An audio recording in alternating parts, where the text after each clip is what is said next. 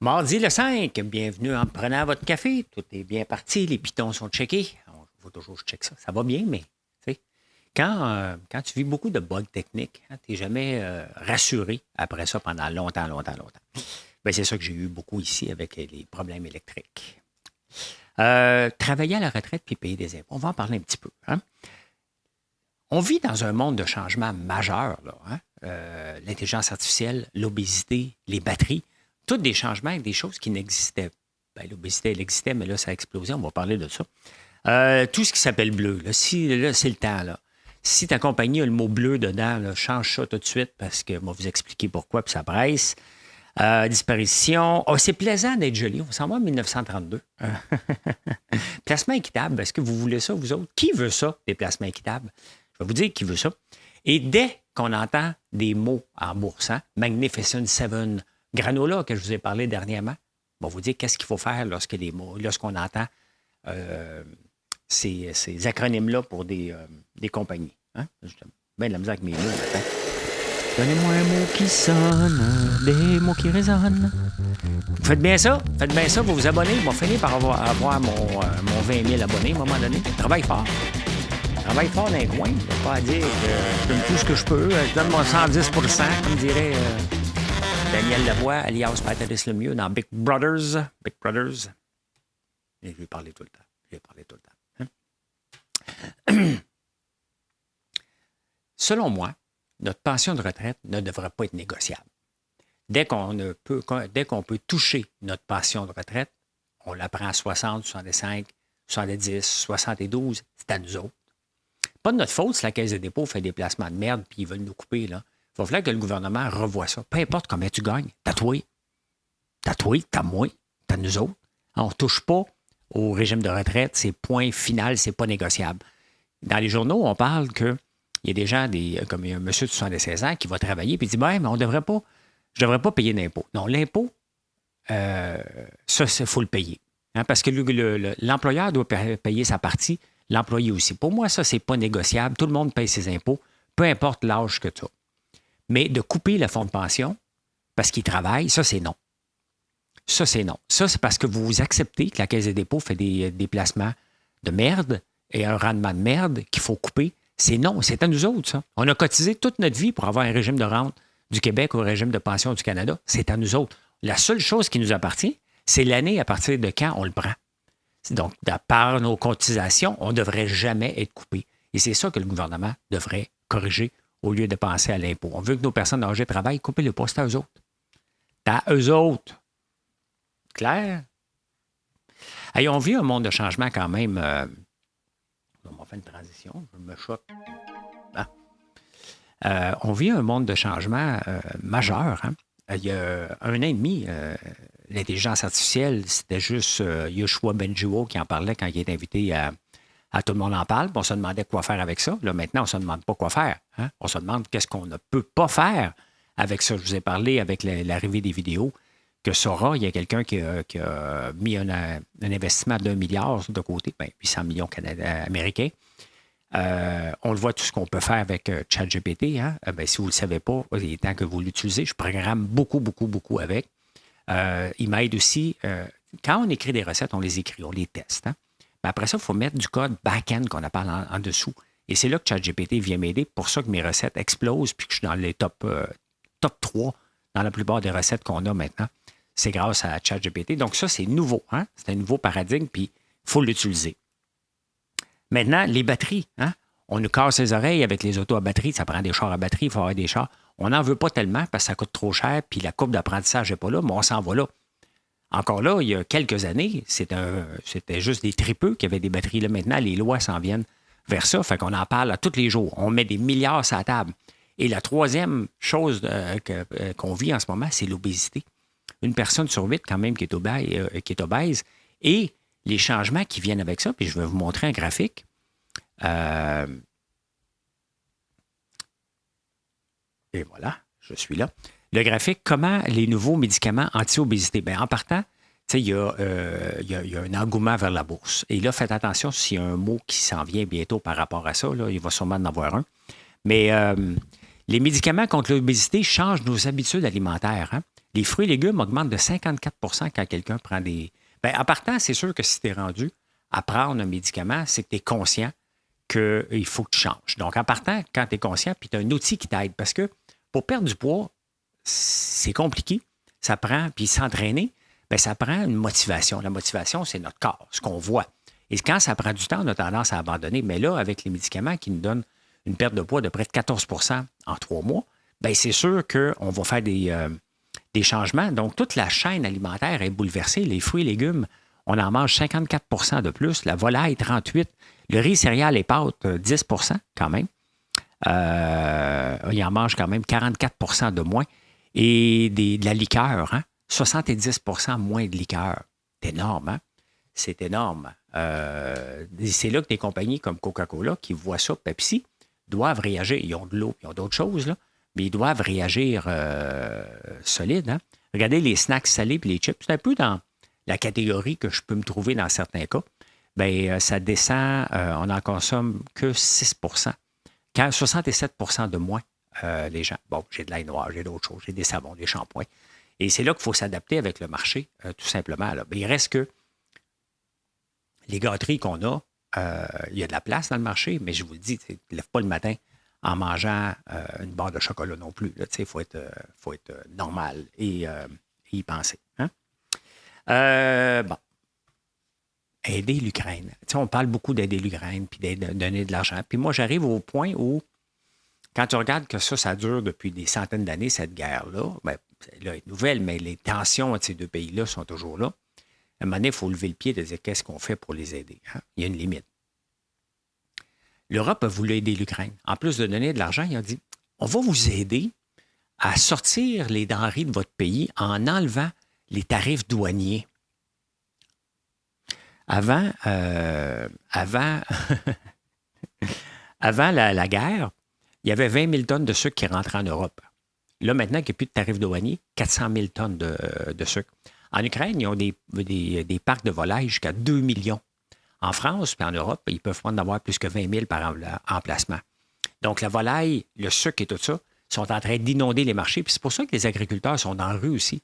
En plus de dépenser pour aider l'Ukraine, ils se font bardasser. Le consommateur est content, bien entendu, mais pas les agriculteurs qui ont une concurrence déloyale tout à coup. Là. Donc, il faut rebalancer tout ça. Il ne faut pas oublier que l'Ukraine est une puissance mondiale dans la production de grains. Mais en ce moment, ils sont en train de faire tomber tout simplement le marché européen. Et c'est pour ça qu'on voit les agriculteurs. Fait, quand on voit que les agriculteurs d'ici commencent à chialer, ils n'ont pas la même réalité, mais pas la même pantoute. Ils en profitent. C'est l'opportunisme pour dire hey, on ne dira pas à tout le monde c'est quoi le problème là-bas, puis on va dire nous autres aussi qu'on a des problèmes. Les problèmes là, qui existent partout en agriculture, c'est tout simplement parce qu'on a un peuple de producteurs, souvent sous gestion de l'offre, et ils ne sont pas adaptés aux marchés internationaux, tout simplement. Hein? Ça en va au Québec.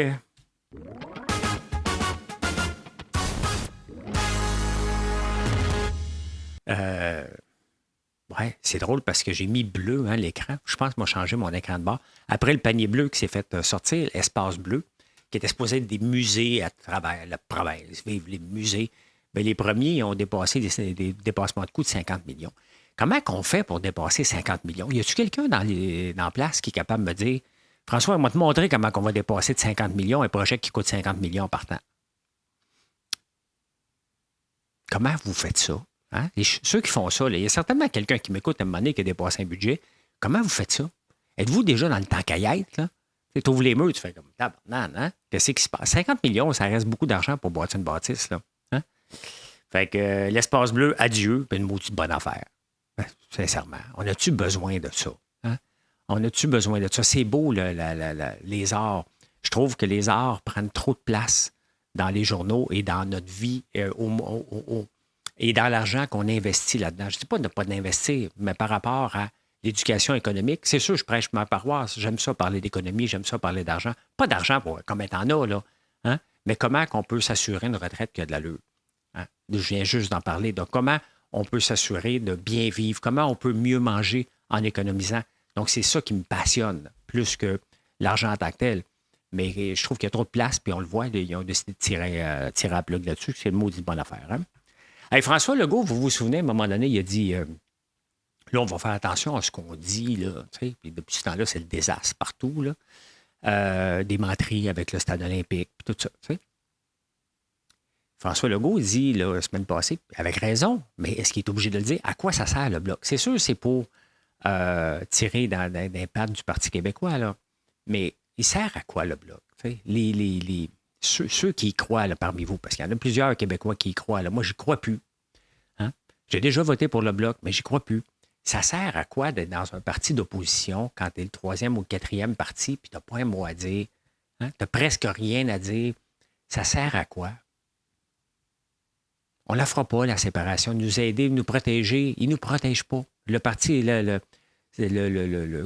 gouvernement Legault, qui est là en ce moment, ou le prochain gouvernement, va nous protéger. Il est là quand même pour protéger. Quand même, ça serait des libéraux, il nous protégerait pareil. Ça ne sert à rien. C'est la province qui va se protéger, pas quelqu'un qui va aller chialer à Ottawa, qui n'est même pas en train de travailler avec le Parti du Québec, là, au pouvoir, parce que c'est ça qu'il devrait faire. Bon, qu'est-ce que vous voulez qu'on fasse? Parce que nous autres, on ne sert à rien à Ottawa, on devrait vous aider, on va vous aider. Qu'est-ce que vous voulez qu'on fasse pour qu'on vous aide? Il y a un agenda qui n'est pas le même que le Parti au pouvoir. Donc, comment ils peuvent nous aider? Pas grand-chose, là.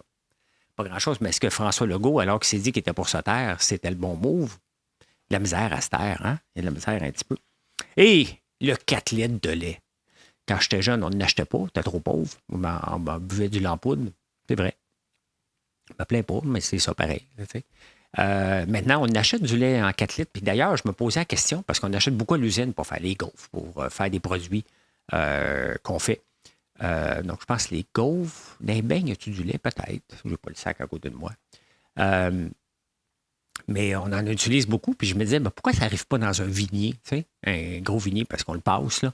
Au lieu d'avoir des poches de lait, c'est pratique, des poches de lait, mais on l'a en 2 litres maintenant. Ça fait moins d'emballage, là, on s'entend, mais il y a de moins en moins de gens. Donc, maintenir une usine qui fait des poches de lait, c'est un peu complexe. Hein? Fait que, est-ce qu'on tire à la fin? Bien, peut-être, mais pas tout de suite. Là. Mais nous autres, les entreprises qui en utilisent, il faudra avoir un entre-deux. Mettons, à quantité qu'on utilise, on pourrait avoir ça comme dans un vignier de lait. Tu sais, comme l'huile d'olive, elle arrive là-dedans, d'ailleurs. Là. Ça va tomber sur la tête.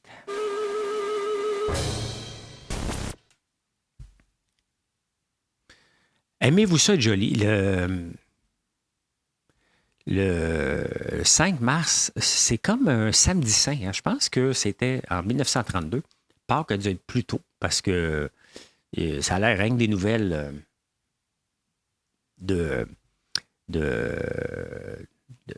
il n'y a pas grand nouvelle, il y a beaucoup de publicité. Hein? Regardez, ça, c'est à Sainte-Foy. Ceux qui habitent Québec, est-ce que ça existe encore, ce monument-là à la Chine? Vous me le direz, mais ce qui a retenu mon attention, c'est plaisant d'être joli. Attendez un peu, on va grossir ça un peu. Là. Lorsque vous laissez les poisons s'accumuler dans l'organisme, tu sais, ceux qui font des cures, là, hein? Il y en a au Québec là, qui vendent des produits pour faire des cures de nettoyage interne. Bien, ça existait aussi en 1932. Lorsque vous laissez les poisons s'accumuler dans l'organisme, vous ne pouvez jouir des douceurs de la vie. Un teint mât, des yeux ternes, un esprit lourd, toutes choses qui disent que vous avez négligé de tenir votre organisme propre, n'ont jamais fasciné personne. Hein? Non, des choses ternes, ça n'a jamais fasciné. Tenez votre intérieur propre au moyen d'un traitement salin. Et vous verrez votre chambre revenir. Votre teint sera plus clair, votre regard plus vif. Tenez votre organisme propre au moyen de Sal Hepatica, l'équivalent pratique des fameuses sources salines d'Europe qui produit les mêmes effets, c'est-à-dire purifie le sang, met fin à la constipation, débarrasse votre organisme des poisons. Et si vous voulez maigrir, rappelez-vous ceci, le Sal Hepatica ne favorise jamais l'embonpoint. Débarrassez votre organisme de toute matière de rebut en ayant recours à Sal Hepatica. Commencez aujourd'hui, il vous paraîtrait mieux, il vous sentirez mieux. Sal Hepatica vous fait mieux jouir de la vie. Fabrication canadienne, Bristol Myers Company, Montréal. Un petit peu de sel, hein? Un petit peu de sel, là, puis tu vois que ton teint va revenir. Bien, ça, c'est en 1932. Là. On est en 2024, je vous rappelle. Faites pas ça aujourd'hui. Là. Écoutez, François Lambert, il m'a dit de prendre du sel, des artères aux reins. Des pierres aux reins, des artères aux reins. Ça va bien, hein? Dans ce temps-là, Dans ce temps-là, les reins, ils appelaient ça des rognons. As-tu mal aux rognons? Hein? C'est beau, c'est beau, c'est beau. Placement équitable, on est en finance. Placement équitable. La Caisse de dépôt, je reviens souvent avec la Caisse de dépôt parce que ce n'est pas un exemple. Hein? Et je le dis tout le temps, qu'est-ce qu'on veut dans nos placements? Regardez le pétrole. Hein? C'est légal, le pétrole. On est un pays producteur de pétrole et on vit du pétrole, même les Québécois. Même si on le refuse, on vit par l'entremise des revenus apportés par l'Alberta. Donc, la Caisse de dépôt de monnaie a vendu tout ce qui était pétrole. Le pétrole va bien cette année. Et BlackRock avait aussi fait, la plupart des grands fonds là, qui gèrent des milliards et des milliards avaient fait des fonds équitables. Le problème, c'est que personne n'en achète. Le client, là, la seule chose qu'il veut, là, c'est de faire de l'argent. Point final. Il veut placer son argent pour avoir le maximum en retour. Que ce soit dans le pétrole, on ne parle pas de choses illégales. Là. C'est légal. On permet les publicités de camions. Donc, arrêtez de m'achaler que c'est immoral. C'est même pas immoral. Ça fait partie de notre vie jusqu'à temps qu'on ait quelque chose d'autre.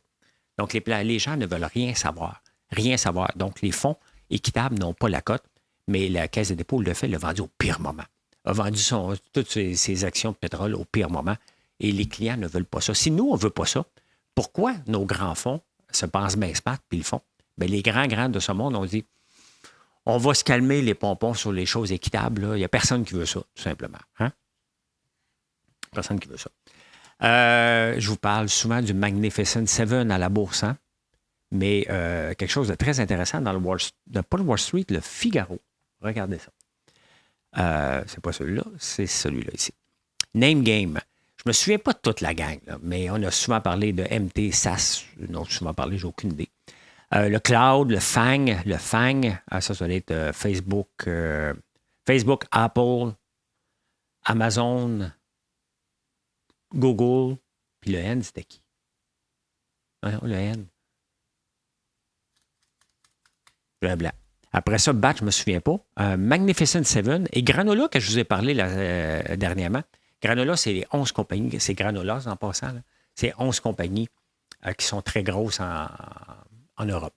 Magnificent Seven, on les connaît. Là, c'est Apple, Amazon, Google, Nvidia, Tesla, puis Apple. Mais là, en tout cas, ils sont 7. Là.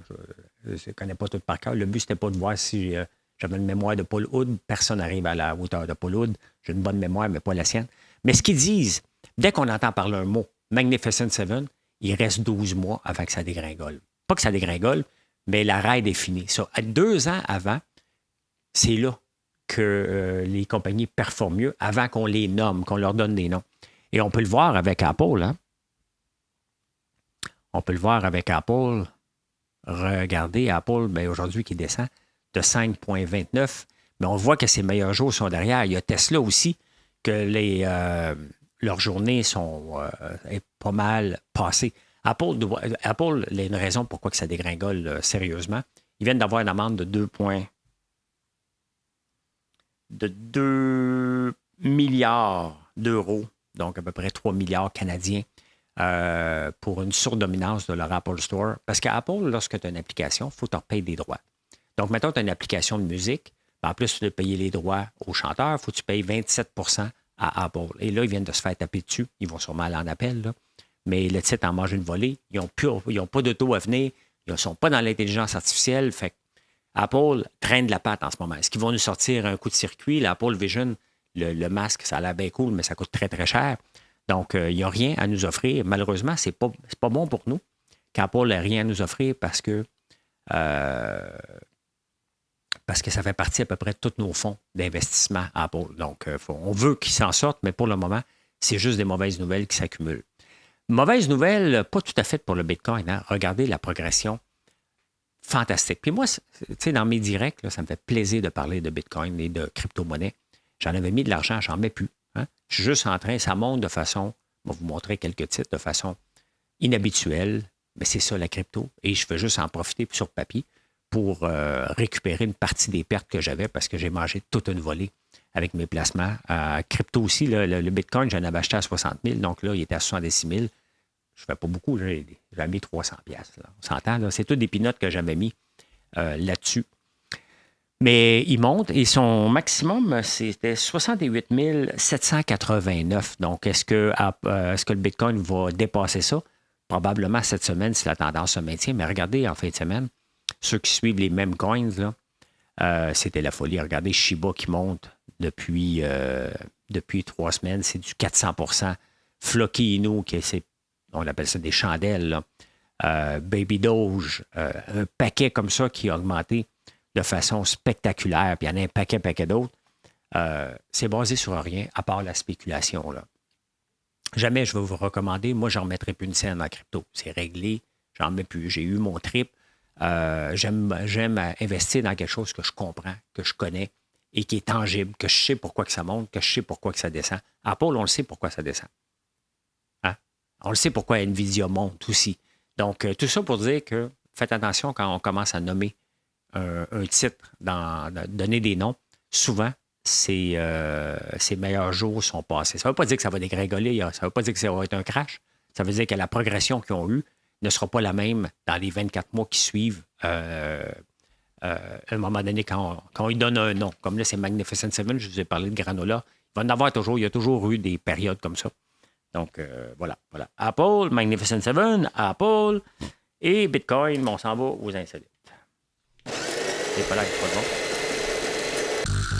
Excuse, je pèse sur le mauvais piton. Ça fait une pause.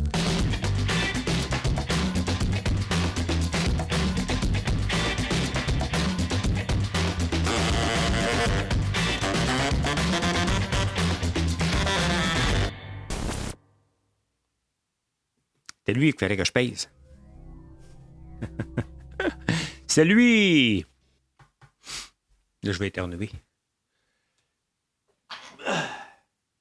Ici Pierre Bruno. Je vous éternue une fois de temps en temps, en direct. Bon, là, je veux savoir quel âge vous avez et faites-vous l'amour. Bon, OK? Ben, écrivez ça dans les commentaires. C'est une joke. Bon. Actif au livre, les statistiques sont sorties. Une personne sur 14 qui a 80 ans et plus sont encore actives au lit des couples. Et une personne sur 5 de 70 ans et plus aussi. Fait que regardez vos statistiques. Demandez-vous pourquoi vous ne tombez pas dedans. Ben, une sur 14 est encore active. Quand même. Alors, je m'attendais que ça soit plus bas que ça. Donc, c'est normal. Si vous êtes 13, dans le 13, vos chances d'être moins actives sont quand même là. Mais quand même, hein? Quand même. 1 sur 14, c'est quand même très, très bien. Je parle des personnes âgées et tout de suite après, je m'en vais chez les ados. Nos ados ne croient pas. Et ça, c'est d'une tristesse. Puis qu'est-ce qu'on va faire avec ces générations-là? Les personnes qui ont 14-15 ans ne croient pas en ce moment qu'ils vont avoir un meilleur futur que leurs parents. Ils ont peur de l'argent, de ne pas avoir assez d'argent. Ils ont peur du climat. Maudit que je ne suis pas capable de morler des fois. L'argent, climat. J'ai oublié un mot. Il y a une autre affaire. Donc, ils ne croient pas qu'ils vont avoir une meilleure vie que leurs parents. Tu sais, n'importe qui, normalement, tu viens au monde puis tu dis hey, moi, je vais l'avoir, la belle job. Puis, tu sais, t'es supposé être enthousiaste. Mais eux autres, ils disent non. 50% disent impossible. Dans le contexte actuel d'endettement, dans le contexte actuel de job qui est en changement, là, je vous ai parlé tantôt, là. On a 3 grands changements là, qui est devant nous. Là. L'intelligence artificielle, les batteries, puis tout ce qui est obésité, puis les médicaments. Tout ça, là, ça bouleverse nos choses alimentaires, ça bouleverse notre vie. Puis les jeunes doivent patauger là-dedans. Tes jeunes, tu cherches un peu, tu dis ouais, mais on s'en va où? Ils ne savent pas. Ça, c'est d'une tristesse inouïe, puis il faut corriger ça. C'est 50% des gens dans le monde. Là. C'est énorme. L'année passée, je prenais une marche et je suis rentré au Dollarama. J'ai vu 4 jeunes faire un vol à l'étalage au Dollarama. L'assistant gérant est venu pour les arrêter. Puis la gérante est arrivée et elle a dit non, laisse-les faire. Il n'y a rien à faire. De toute façon, là, tu vas être pris, tu ne peux pas y toucher. La police, elle ne viendra pas. Bien, à force de ne pas venir, les vols à l'étalage ont monté de 500 % en un an. Hein? La police, elle ne vient plus pour ça. Et où, d'ailleurs, la police, à part de donner des tickets? Là? On ne la voit pas nulle part. Tu essaies de l'avoir, tu ne l'as pas. Mais elle donne l'étiquette, par contre. Hein? Et voilà. Ben, c'est ça qui est ça. Puis moi, je peux dire ceci. Mission accomplished. Merci d'être là. Je vous souhaite un excellent mardi. Venez nous voir sur françoislambert.one. Pourquoi .one? Parce parce que le point com était pris, puis c'était pas supposé être une entreprise. 5 ans et demi plus tard, on est dans une entreprise et on est sérieux. On aime ça, ce qu'on fait, puis on veut prendre de l'expansion. Moi, j'ai confiance à mon futur, mais mon futur repose sur une seule affaire, sur le travail. Bye, bonne journée.